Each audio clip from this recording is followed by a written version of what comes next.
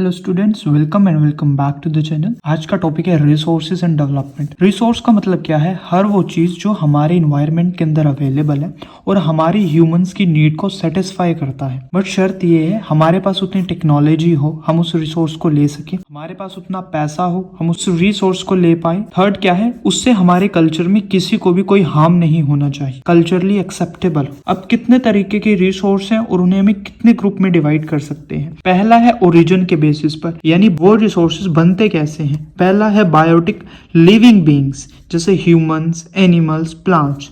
दूसरा है अबायोटिक यानी नॉन लिविंग ऑर्गेनिज्म से, जैसे rocks, minerals, water, air. Next क्या है? एग्जॉस्टिबिलिटी। एग्जॉस्टिबिलिटी का मतलब क्या है? वो कितनी देर तक चल सकते हैं और कितनी देर में खत्म हो सकते हैं। पहला है रिन्यूएबल, ऐसे रिसोर्सेज जिन्हें हम दोबारा से रीस्टोर या रिप्रोड्यूस कर सकते हैं कम टाइम के अंदर, जैसे सनलाइट और एयर। नॉन रिन्यूएबल ऐसे रिसोर्सेज होते हैं जिन्हें हम दोबारा से रिप्रोड्यूस करने में हमें हजारों साल लग जाते हैं, जैसे rocks, minerals, coal. On the basis of ownership, यानी उन रिसोर्सेज का मालिक कौन है। सबसे पहला है इंडिविजुअल, जो किसी प्राइवेट पर्सन के होते हैं, कार, हाउस, प्लॉट। दूसरा क्या है? कम्युनिटी रिसोर्सेज, ऐसे रिसोर्सेज जो पूरी कम्युनिटी, एक ग्रुप ऑफ लोगों के लिए होते हैं, जैसे स्कूल एंड हॉस्पिटल। थर्ड क्या है? नेशनल। नेशनल किसी भी देश की सेंट्रल गवर्नमेंट के अंडर होते हैं, जैसे रिवर्स, रोड्स, और इन्हें पूरे देश के लिए यूज किया जाता है। फोर्थ है इंटरनेशनल, ये किसी सिंगल कंट्री के अंडर नहीं आते, इनके लिए इंटरनेशनल इंस्टीट्यूशन से परमिशन लेनी पड़ती है। अगला क्या है? स्टेटस ऑफ डेवलपमेंट, यानी रिसोर्सेज को हमने डेवलपमेंट के बेसिस पर भी डिवाइड किया हुआ है। सबसे पहला है पोटेंशियल रिसोर्सेज, ऐसे रिसोर्सेज जो हमारे पास अवेलेबल तो हैं बट किसी कारण की वजह से हम उसे यूज नहीं कर पा रहे। हमारे पास टेक्नोलॉजी भी है, जैसे राजस्थान के अंदर विंड और सोलर एनर्जी का बहुत अच्छा सोर्स है, बट अभी तक वो पूरी अच्छे तरीके से यूटिलाइज नहीं किया जा रहा। डेवलप्ड रिसोर्सेज, ऐसे रिसोर्सेज जिन्हें हम करंटली यूज कर रहे हैं। थर्ड क्या है? स्टॉक रिसोर्सेज, ऐसे रिसोर्सेज जो हमारे पास अवेलेबल तो हैं बट उन्हें यूज करने के लिए हमारे पास टेक्नोलॉजी नहीं है, जैसे वाटर के अंदर हाइड्रोजन और ऑक्सीजन दोनों होता है, जिससे हम ऑक्सीजन और हाइड्रोजन यूज कर सकते हैं, बट हमारे पास इतनी टेक्नोलॉजी नहीं है। थर्ड क्या है? रिजर्व, ऐसे रिसोर्सेज जो हमारे पास अवेलेबल है, उसके लिए टेक्नोलॉजी भी हमारे पास अवेलेबल है बट हम उसे यूज नहीं कर पा रहे हैं क्योंकि हमने उन्हें फ्यूचर जनरेशन के लिए सेव कर रखा हुआ है। अभी जो रिसोर्सेज हैं इनके डेवलपमेंट इंपॉर्टेंट क्यों है?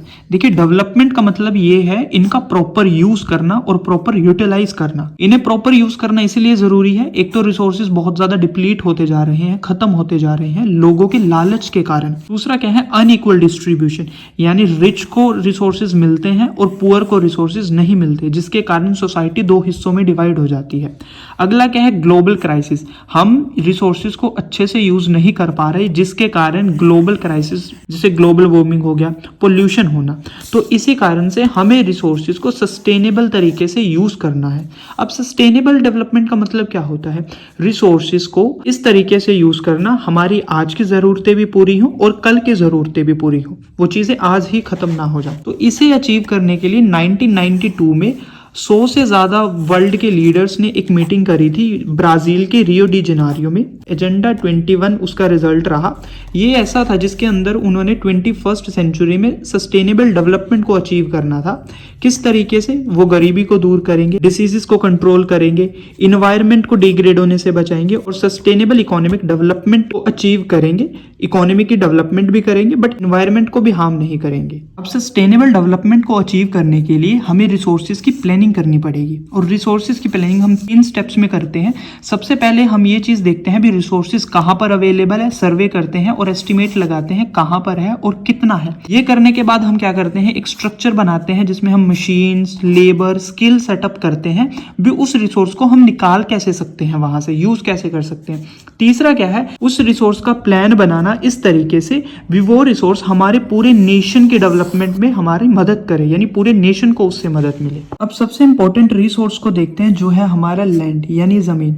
ये बहुत लिमिटेड है और हम इसे कंटिन्यूसली यूज कर रहे हैं, जिसके कारण ये डिग्रेड होती जा रही है क्योंकि हजारों सालों से यूज कर रहे हैं। लोगों ने ओवर इरिगेशन, ज्यादा पानी दे देकर इसे खराब कर दिया है, डिफोरेस्टेशन, इसके ऊपर से हमने पेड़ काट लिए जिसके कारण ये बहुत ज्यादा हार्म होती जा रही है। कंजर्वेशन ऑफ लैंड रिसोर्स, यानी हम लैंड रिसोर्स को बचा कैसे सकते हैं। एफोरेस्टेशन कर कर, ज़्यादा से ज़्यादा पेड़ लगाकर, माइनिंग को कंट्रोल कर कर, दूसरा क्या है इरिगेशन को कंट्रोल करना, क्योंकि अगर हम सही तरीके से खेतों में पानी देंगे तो सही तरीके से सोइल की यूटिलाइजेशन होगी, वो खराब नहीं होगी। फार्मिंग मेथड को इम्प्रूव करना, क्योंकि अपने प्रॉफिट के लिए हम गलत तरीके से फार्मिंग कर रहे हैं, केमिकल पेस्टिसाइड्स का यूज कर रहे हैं, जिसके कारण लैंड जो है वो डिग्रेड होती जा रही है। अब इंडिया के अंदर जो लैंड है वो किस किस तरीके से यूज की जाती है। देखिए ये इंडिया का टोटल लैंड एरिया है, इसमें से 30% माउंटेन्स के अंडर है जिसमें रिवर और टूरिज्म में हेल्प करता है। 27% प्लेट्यू रीजन है जहां पर रॉक्स और मिनरल्स पाए जाते हैं। सबसे ज्यादा 43% प्लेन्स है जहां पर एग्रीकल्चर और कंस्ट्रक्शन किया जाता है। अब हमने लैंड रिसोर्स को देखा, अब लैंड का सबसे इंपॉर्टेंट पार्ट क्या है, सोइल। सोइल एक बहुत इंपॉर्टेंट रिसोर्स है एग्रीकल्चर के लिए और प्लांट्स के लिए बहुत ज़्यादा इंपॉर्टेंट है। अब अलग अलग तरीके के हम सोइल को देखते हैं। सबसे पहली है हमारे पास alluvial soil. Alluvial soil rivers के आसपास पाई जाती है, नॉर्दर्न और दक्कन रिवर्स के पास पाई जाती है। ये बहुत ज़्यादा फर्टाइल होती है और ये दो तरीके की होती है, Bangar soil and Khadar soil. Bangar soil पुरानी सोइल होती है और खादर जो सोइल होती है वो नई सोइल होती है। सेकंड है ब्लैक सोइल। ब्लैक सोइल को रिगर सोइल भी कहा जाता है। ये चिपचिपी सोइल होती है, इसकी मॉइस्चर यानी पानी होल्डिंग कैपेसिटी बहुत ज़्यादा होती है और ये कॉटन के लिए बेस्ट मानी जाती है और ये ज़्यादातर गुजरात के अंदर पाई जाती है। थर्ड है रेड एंड येलो सोइल। ये उन रीजन्स में पाई जाती है जहाँ पर बारिश बहुत ज़्यादा कम पड़ती है और ये रेड कलर की होती है क्योंकि इसके अंदर आयरन का कंटेंट बहुत ज़्यादा होता है और ये इग्नियस और मेटामॉर्फिक जो रॉक्स होती हैं उनसे मिलकर बनती है। Laterite soil. लेटराइट सोइल एक ऐसी सोइल है जो कि बहुत ज्यादा पुअर ह्यूमस होती है, यानी ये बहुत कम फर्टाइल होती है। ये उस एरियाज में पाई जाती है जहां पर बहुत ज्यादा बारिश होती है और हॉट रीजन होता है।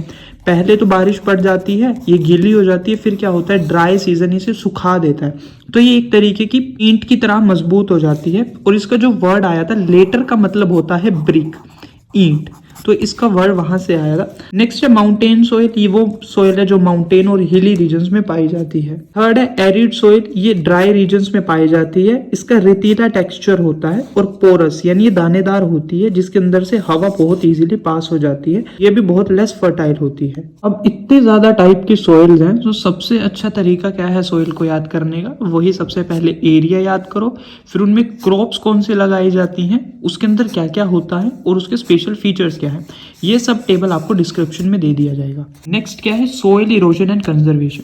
सोइल इरोजन का मतलब क्या होता है, जब सोइल की टॉप लेयर रिमूव हो जाती है, साफ हो जाती है, वहां से हट जाती है, उसे सोइल इरोजन बोलते हैं। ये दो तरीकों से होता है, नेचुरल और ह्यूमन मेड।